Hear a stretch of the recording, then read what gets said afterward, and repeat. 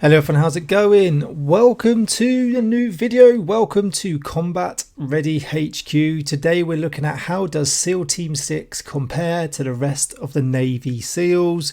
A great video by General Discharge. Make sure you go and check them out in the description. The original videos always there. Make sure you grab a tea and coffee. Soon to be Combat Ready HQ will be coming out very soon. We've got our own coffee blend today, the Combat Ready blend. So keep an eye out for that. But really looking forward to this. I like General Discharge videos and I like learning about the SEALs. You know, there's a lot of information about them. They're not as secretive and classified as, say, the Delta Force or the SAS, SBS, but they do some mega stuff, especially SEAL Team 6. So really interesting to see the differences. I feel like I know quite a bit about the differences, but I'm interested to see what they've got to say, learning something new with you guys. So remember to like, subscribe, turn the notifications bell on, comment below what you think of the video and what you want to see next. But let's get into it. Called SEAL Team 6. That superhuman force that took down bin Laden. Most of what they do is top secret for obvious reasons. But in 2004, CBS News Chief Foreign Affairs... U.S. Navy SEALs are no strangers to the public spotlight. From high-profile missions capturing national headlines to blockbuster movies and best-selling books, they've become a household name. Hell, even your grandma would know who they are. But how did the SEALs come to be so widely renowned as one of, if not the best U.S. military special operations force? Oh, the best, I don't know. Didn't just come out of thin air.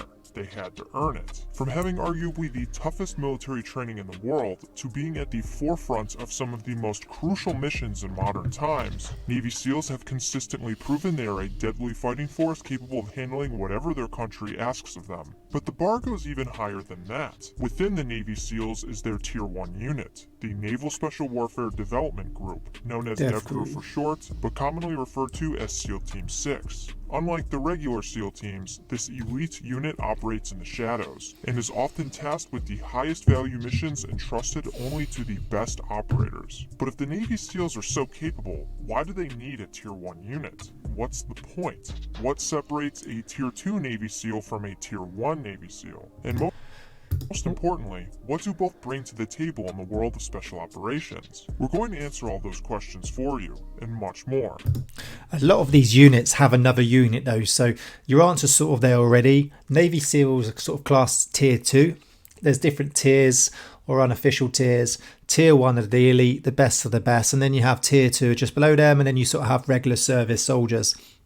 And SEALs are classed as Tier 2, Delta Force are classed as Tier 1, SAS, SBS in the UK classed as Tier 1 as well. But even with the SAS, they are Tier 1, they have another unit within them, E Squadron, who, you know, where they select from the best of the best and do even more secretive and classified stuff. So that's what DevGru are, SEAL Team 6 are, from my understanding. This is SEALs versus DevGru.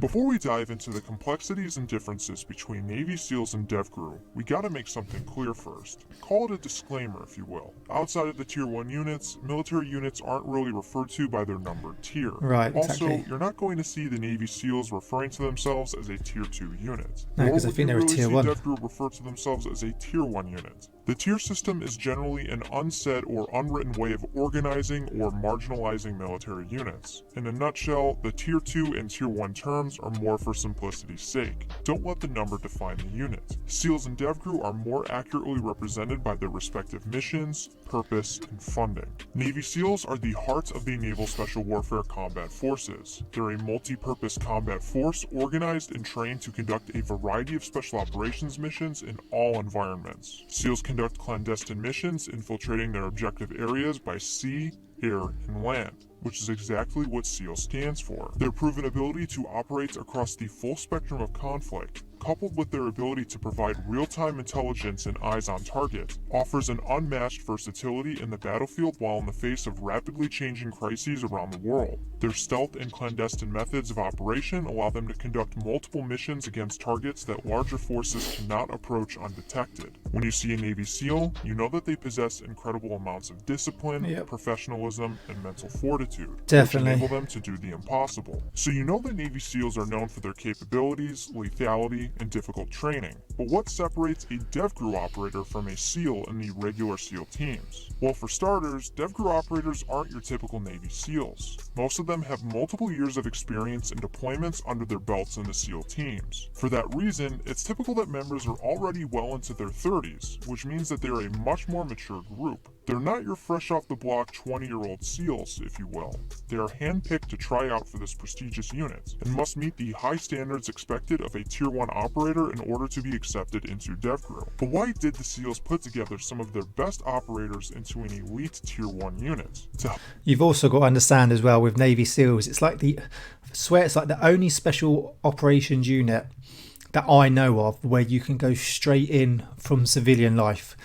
Delta Force picked from the services, SAS, SBS picked from the UK services, Rangers, I believe you can go in actually, Green Berets, I'm not unsure, but Navy SEALs, because they are so highly spoke of and do such higher secretive classified missions, you can still go straight in from a civilian, as you can't do that with Delta or the UK Special Forces. To help answer that question, we'd have to take you back 4 decades. Stemming from the humiliating failure of Operation Eagle Claw in 1980, the aborted mission to rescue 53 American hostages ceased at the American Embassy in Iran would lead the US military to conclude that a no-fail unit was needed in the realm of counterterrorism. The goal was to avoid any future repeats of the failed embassy rescue, recognizing a need for an elite counterterrorism unit that could also provide capabilities in maritime ops. The Navy tapped Commander Richard Marcinko to create a SEAL unit that could respond quickly and fiercely to terrorist situations. This is where SEAL Team 6 was created. Although only 2 SEAL teams existed at the time, it is thought that Marcinko named it Team 6 to make the Soviets overestimate how many SEAL teams they had. He was given 6 months to get it up and running, or the entire project would be scrapped. Needless to say, he was successful. Present day, and over 40 years later, the unit boasts an impressive resume in the operations they've participated in. But DevGru isn't exactly like it was when it was stood up. As with all things in life, things change over time.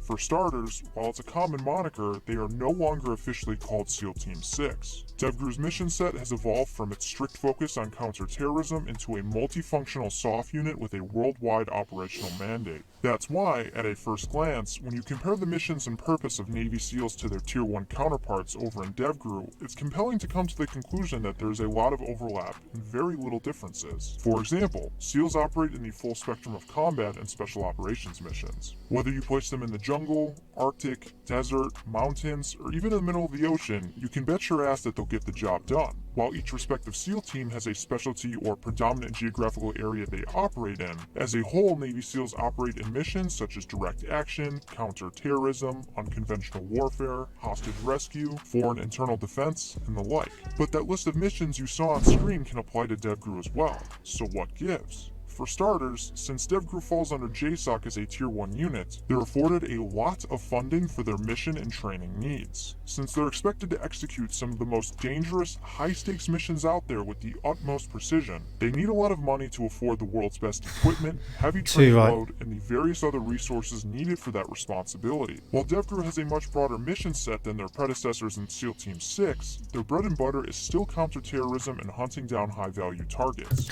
And you know that funding's pretty much unlimited, no matter the obstacles that come in their way. This isn't to say that the SEAL teams do not get their hands dirty in this line of work. However, objectively speaking, a DevGru operator will have more proficient skills and training under their belt than one of their SEAL team counterparts. Which begs the question, what is the training that a SEAL receives to get into DevGru? To get into DevGru as an operator, you gotta be a SEAL first. As we previously stated, the Navy SEAL pipeline is arguably the world's toughest selection process. From the recruiting office all the way to when they pin on their trident, a fraction of a % of people make it through. At Basic Underwater Demolition SEAL Training, or BUDS for short, where most people have already been filtered out in the first place, roughly 1 in 5 make it through. After BUDS comes SEAL qualification training, jump, and SEER training. Once a newly pinned SEAL arrives at their unit, they receive roughly 18 months of training before they're operational. Once operational, a SEAL must excel in their line of work in the teams for multiple years. During this time, they build upon and refine their skills as an operator, go on multiple deployments, and slowly take on more leadership positions. After a SEAL has made an excellent reputation for themselves and is in peak physical condition, he may get tapped to try out for DevGru. This rigorous selection process is known as Green Team. The training inside Green Team is very demanding and carries with it an extremely high attrition rate. Less than half make it through the process.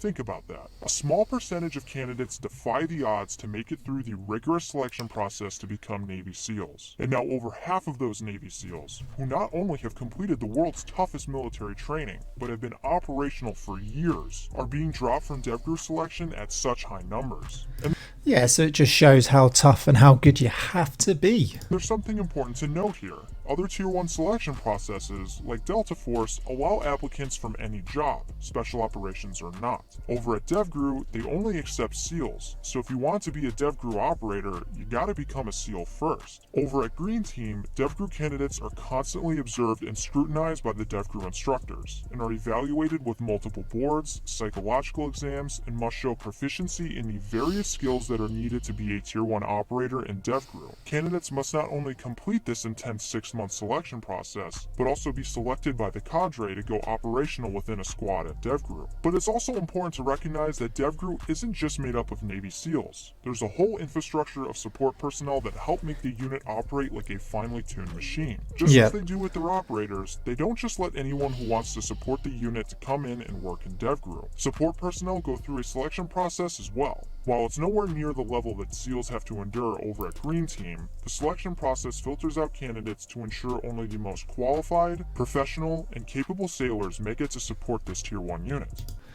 So it is literally just the best of the best, and it's the same with any sort of unit. With UKSF, they get all arms attached. So you can be an SF sort of medic, so you can go down there and get attached. They obviously have to do a selection, and they only select the best. And it's the same if you want to work within DevGru to support SEAL Team 6 or DevGru, that you need to be the best of the best within your trade or unit to then go and be selected to go down there.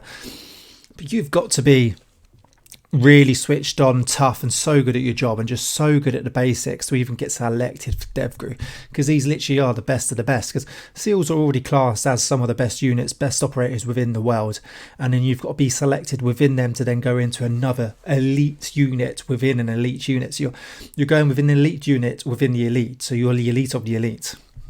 You've got to be good.